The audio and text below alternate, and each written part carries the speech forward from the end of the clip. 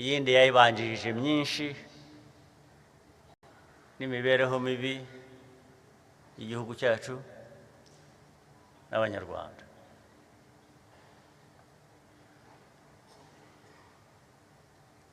Muribuka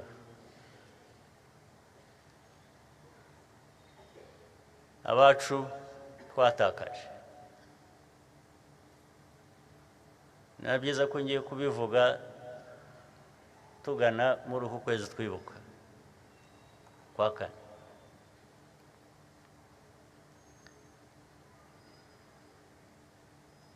Ababigizemo uruhare batari abanyarwanda kandi bagize uruhare runini ndetse ruruta urw'abanyarwanda muri ayo mateka yatumye ibintu bimera gutyo, niba abo ngabo n'uyu munsi bakidukurikirana batubuza amahwemo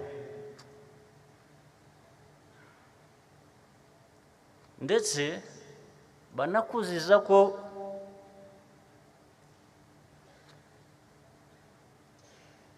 uva hahandi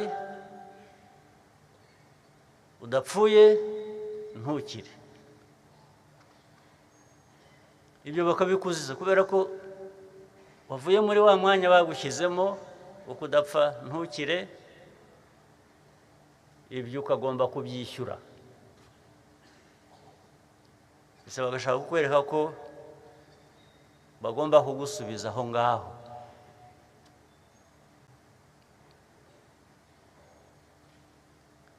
Reka mvuge kuri iki gihe turimo n'izi ntambara zo muri Kongo. Kongo murayizi, abaturanyi.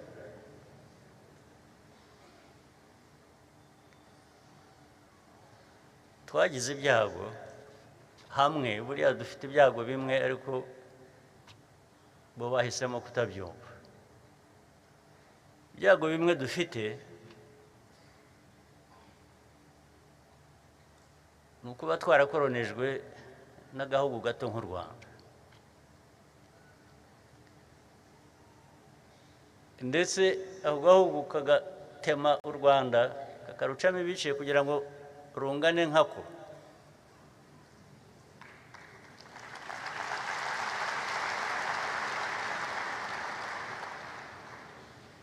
Ubwo ni Ububiligi mvuga kandi aza kubwihanangiriza, ndabisubira.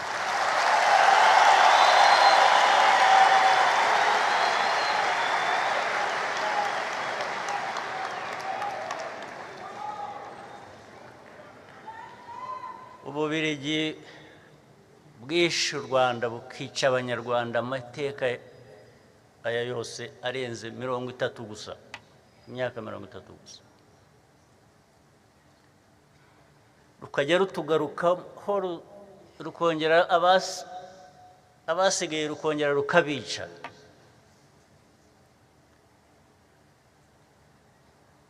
Twarabihanangirije kuva kera, turaza kubihanangiriza n'ubu ngubu.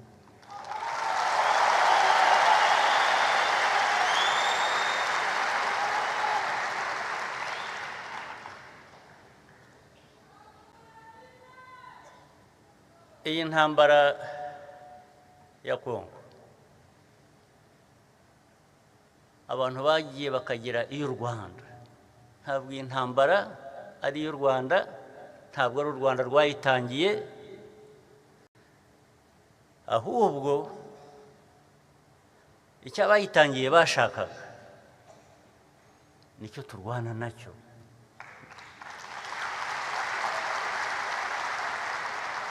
Ni nacyo ndi bubabwire. Iyi ntambara ifite inkomoko igenda ikagaruka kuri ayo mateka nari maze kuvuga.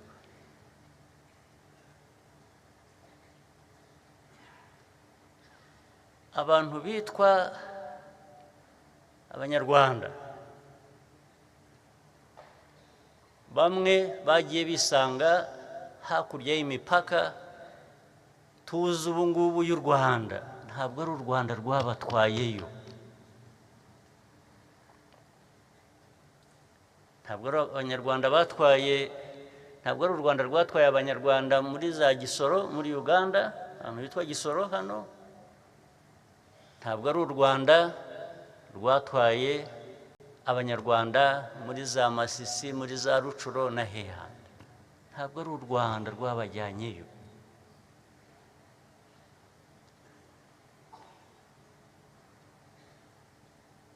Kugira ngo rero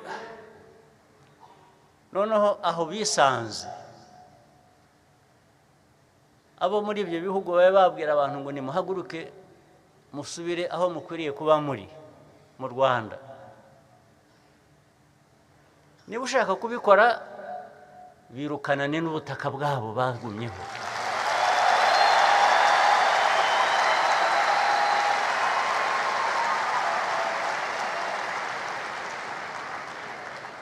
Ariko niba ukoresha ukuri cyangwa niba ushaka amahoro nkawe nk'uko abantu bose bayashaka, ugomba guha abantu uburenganzira bwabo. Byanze bikunze iyo utabubahaye abantu, udahaye abantu uburenganzira bwabo baraburwanira, ni wa muriro navugaga.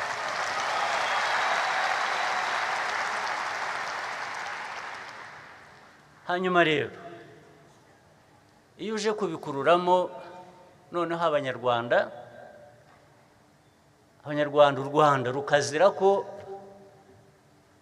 ibyo bihugu bindi bidashaka abo bantu bariyo,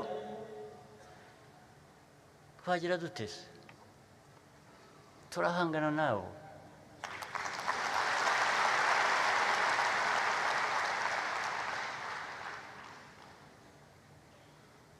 Iyo udafite n'amikoro nk'uko na yacu n'ubundi afite ahagarukira,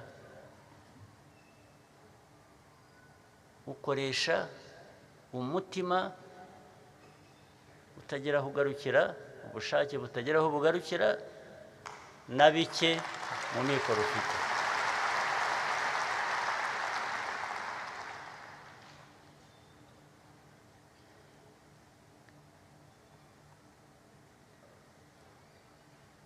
Iyi ntambara y'ejo bundi imaze imyaka ngira ngo irenze 3,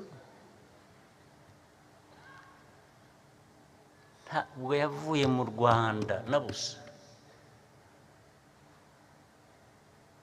Ibyo nawe babwiye ntabwo nirwa mbitindaho, sinirwa mbisubiramo. Ariko ziriya nterahamwe mwumva buri munsi, mubona buri munsi, n'ejo bundi hari izo twahawe n'abarwana mu burasirazuba bwo muri Kongo. Mwarabonye kuri za television, abandi mwarabonye n'amaso yanyu.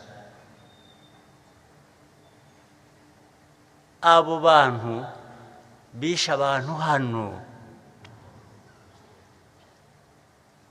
Uwitwa ninde ni Gakwerere.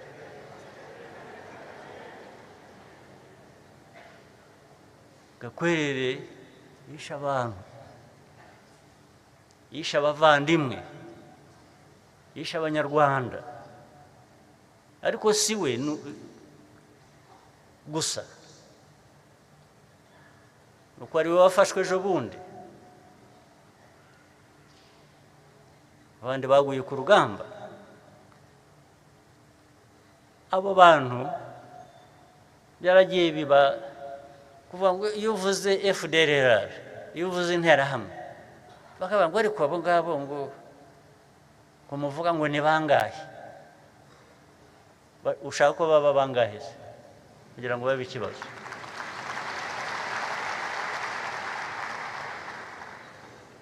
Gakwerere uriya bafashwe ejo bundi yari kumwe, bamwe bataye ubuzima bwabo, abandi bakiri mu mashyamba.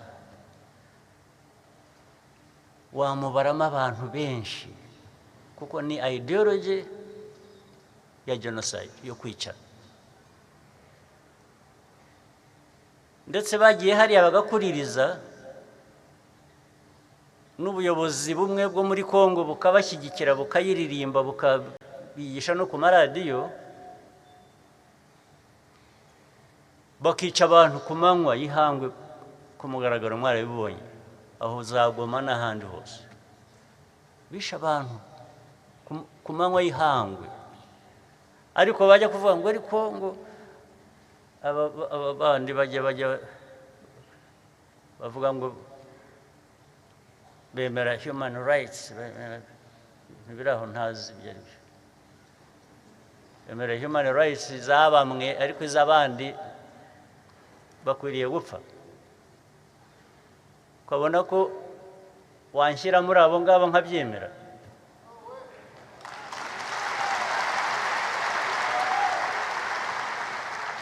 Washyira abantu mu bagomba gupfa bakabyemera bakagutegereza kuza kubica.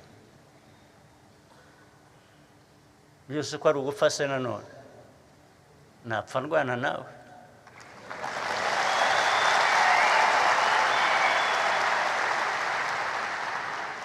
Ntabwo wansanga ndaho gusa nkuntegereje kuri buza kunyica, ndakwica nanjye.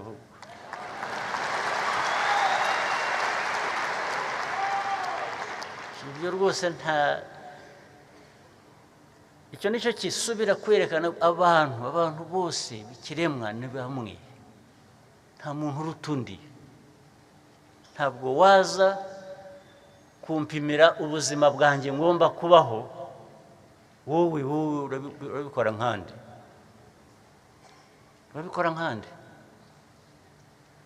ubwo rero byarangira gutyo. Aba barwana muri Kongo batotejwe kuva ryari, ndetse buriya abantu nuko birengagiza amasezerano yabaye mu myaka iyi ntambara ibaye ejo bundi mu bihumbi 2022 byari byabaye no mu bihumbi 2012. Imyaka 10 hagati itarashira intambara zongera zabaye. Ariko ari icyo gihe cya 2012 na mbere yaho aba bantu bagiye bumvikana na za leta zari ziriho, bagera kuri byinshi barumvikana, nta na kimwe kigize gishyira mu bikorwa. Ariko ubwo kumvikana ni ukuvuga ko bemeraga ko aba bantu bafite ukuri kwabo bagomba guhabwa. Ariko ejo bundi iraza birivanga bijyamo ya ideology navugaga, bijyamo leta ya Kongo, noneho bijyamo n'abandi banyafurika uko bateye sinkuzi.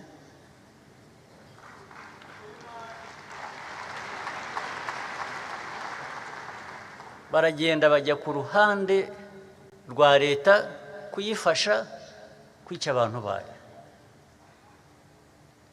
bajya ku ruhande gufasha interahamwe kongera kwiyubaka.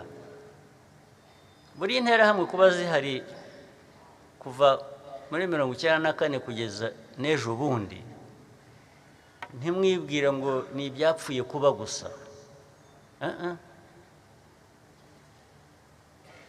Hari abandi babiri inyuma nk'abari babiri inyuma na mbere hose zijya kwica abantu hano mu Rwanda. Zijya kwica abantu hano mu Rwanda zari zifite abazishyigikiye. Ni nabo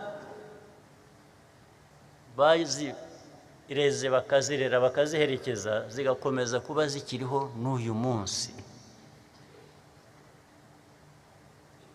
Ibihumbi bingahe by'ingabo za Loni.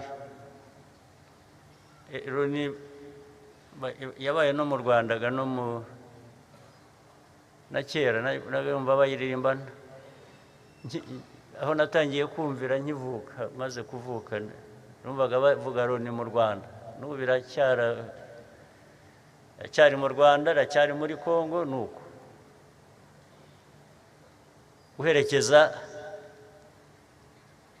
abo bica abantu muri twe kugira ngo tugume tudapfuye tudakize.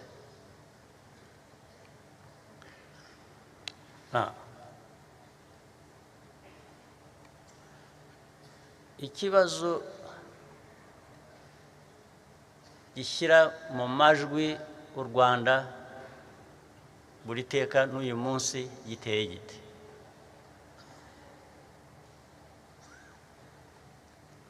Ndahera hahandi nababwiye Gakwerere wazanywe ku manywa n'abandi bari kumwe, amaze imyaka ingahe? Hafi 30 nyine cyangwa se 30.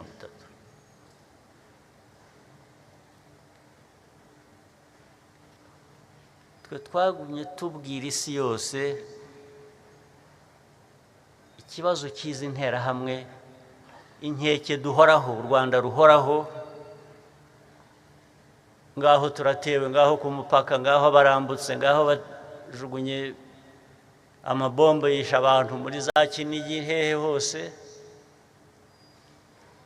Abantu bakatubwira ngo ni bake, ni biki. Ibyo ntibihagije. Niko kuvuga ngo ibyo muriho mubona muvuga ntibihagije, mukwiye kuba mubona ibirenze ibyo. Nibyo bubakaga ejo bundi rero. Ibyo birenze ibyo nibyo bubakaga ejo bundi. Ntabwo byarimo gushyigikira interahamwe gusa no kurwanya abanyekongo babuzwa uburenganzira bwabo, ahubwo byari birimo no gutera u Rwanda, ndetse bikavugwa ku mugaragaro. Perezida wa Kongo akabivuga ku mugaragaro, akavuga ko ashaka gutera u Rwanda, azaruhindura uko ashatse. Akabivuga uyu munsi, hashira igihe akabibara ko batamwumvise, akabisubiramo ejo, akabisubiramo bwa gatatu. Abantu rero ni nko kuvuga ngo ariko se ubundi yabishobora, cyangwa murabyumva mutyo mukumva hari icyo bikwiye kuba bibatwaye. Arabivuga, ari interahamwe ariho akoresha yubaka imbunda, hari abaje kumufasha barimo n'abaturutse i Burayi, abitwa abamerisoneri. Abamerisoneri nayo mbaherutse kera mu mateka.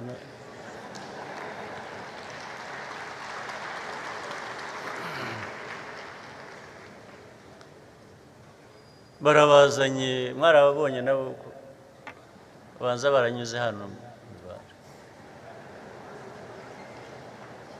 ariko nta babarenganya, nta nubwo bazi geography, ntabwo bazi ko aka karere gateye, n'amateka ntibayazi. Baba barabazanye gusa ngo bajye kurwana.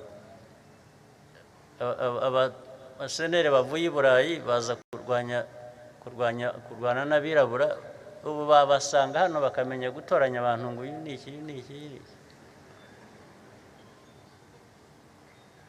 Abo babohereje ubundi batubwira ko mu mategeko mpuzamahanga ubundi abamarisoneri bafite icyo bivuze, ntabwo bemewe. Ariko muri aka karere kubera ko barwanya u Rwanda cyangwa bafasha interahamwe, icyo gihe baremewe, niko baje. Ariko na mbere y'intambara no mu ntambara ntabwo tutigeze tubwira abantu ko ibi bizavamo ibibazo, biduteye ibibazo, kandi tutazabyemera, tuzakora ibishoboka byose tukabirwanya.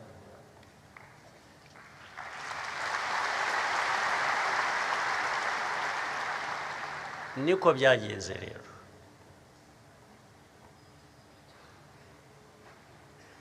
ubu ibyo wirirwa ubona birirwa baturega muzi mu kinyarwanda gukoronga murabizi birirwa badukoronga gukoronga ni ugutukana bavuga intambara kwanza iri hariya muri Kongo ikabanza ikaba iy'u Rwanda icya kabiri ikaba ko ishyigikiwe n'u Rwanda byagera kuri FDR bakabivuga buhoro bongorera kuko ubundi ntibashaka no kubivuga kuko nibyo bashaka ko ari byo byabaho ku izo nterahamwe zakongera zikagaruka mu Rwanda zikica abantu cyangwa ntibanavuge ko nubwo bavuga ngo mujya mubibona ibyo bandika M23 AFC ko bashyigikiwe n'u Rwanda bagera ku nterahamwe ntibavuge ko bishyigikiwe na leta ya Kongo bakavuga ko ari abantu bari aho gusa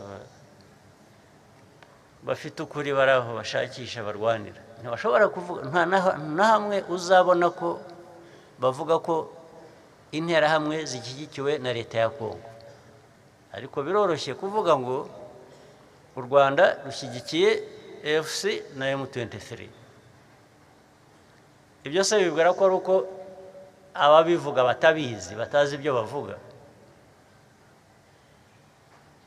bazi ibyo bavuga niko babihisemo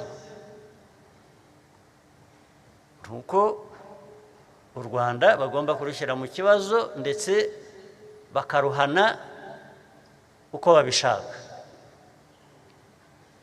barangiza rero bikajyamo babandi abadukoroneje u Rwanda n'u Burundi na Kongo barabanje bashyira hamwe ibyo bihugu byombi bindi ndetse ngo nabyo birwanye u Rwanda ariko ibyo biragenda bigira uruhande bisobanuka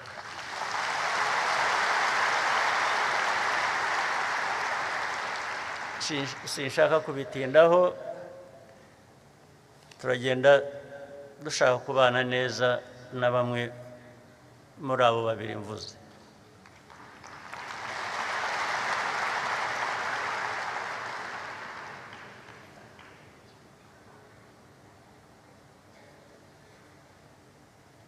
byarangiza rero Ububiligi bwakoroneje ibyo bihugu bitatu ngira ngo ni nabwo ni nazo koloni gusa zakoronijwe n'Ababiligi